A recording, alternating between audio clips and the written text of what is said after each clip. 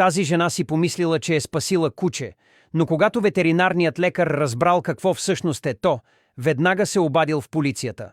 Карън се прибирала вкъщи, когато чула странен шум, идващ от един храст. Намерила малко животно, покрито с кал, треперещо от студ. Приличало на изоставено кученце.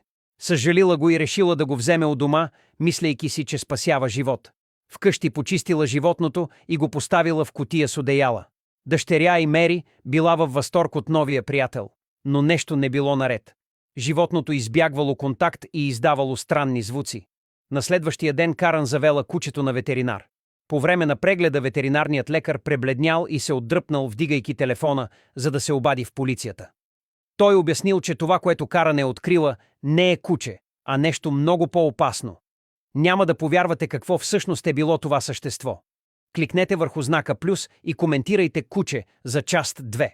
Не забравяйте да харесате и споделите видеото с приятели.